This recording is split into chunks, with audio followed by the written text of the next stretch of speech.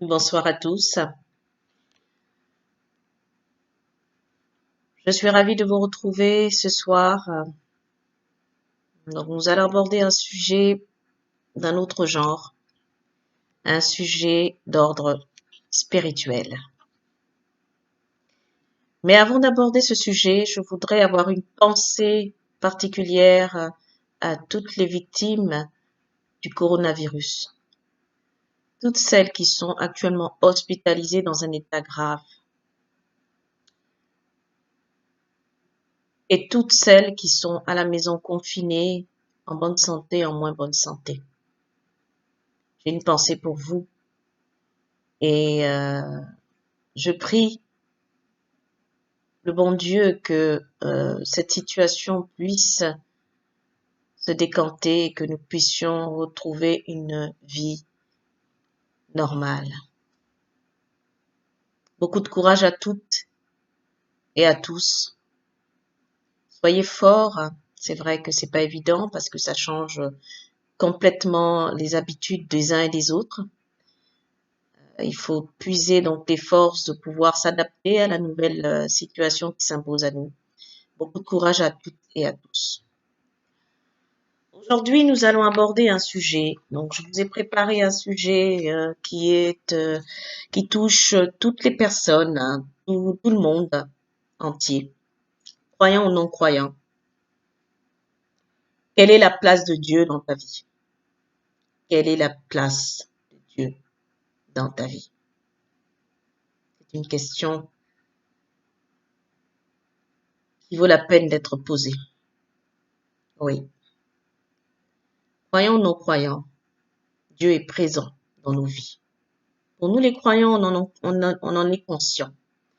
Pour les non-croyants, ils n'y pensent pas parce que euh, ils n'ont pas cette croyance qui est en nous du divin, qui est Dieu, Dieu qui a fait toutes choses, qui a créé toutes choses, qui est le souffle de vie de chacun de nous.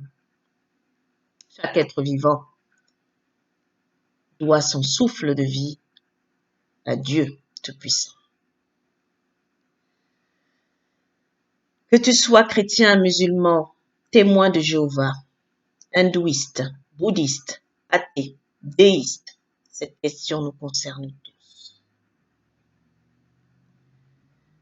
Pense à la relation actuelle que tu as avec Dieu, sa parole, la Bible, le Coran, les livres saints. Les connais-tu? Les as-tu lus? Ta vie est-elle faite de bienfaits, d'actions bonnes pour toi, ton environnement, ta famille, tes amis, tes connaissances ou pour les étrangers? Les gens parlent-ils en bien de toi? Ta vie est-elle une succession de réussites ou d'échecs?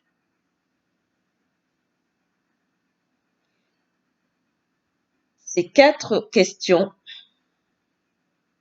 ces 4 points que j'ai relevés sont des pistes pour toi, qui te permettront de savoir si tu es sur le chemin du bien, donc celui de Dieu, ou sur le chemin du mal, celui des ténèbres, de la perdition.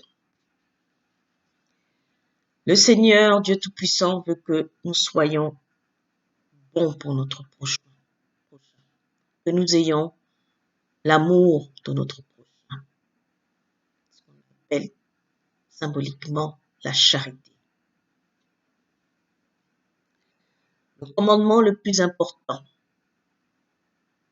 aime ton Dieu de toute ton âme et de toutes tes forces. Aime ton prochain comme toi-même.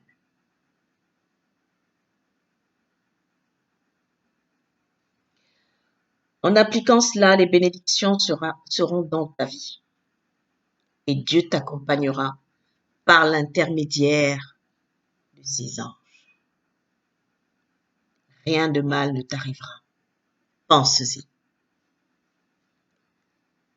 Nos échecs dans nos vies, très souvent, sont dus à une déconnexion avec Dieu. et avec sa volonté. Si c'est ton cas, repens-toi et choisis le plan de Dieu, celui du bien, car une fois la vie corporelle terminée, il sera trop tard pour sauver ton âme. Pensez-y, médite là-dessus et que Dieu nous garde tous.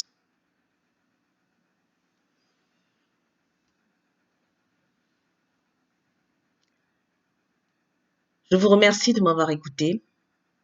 C'était la réflexion de ce soir autour donc Dieu créateur.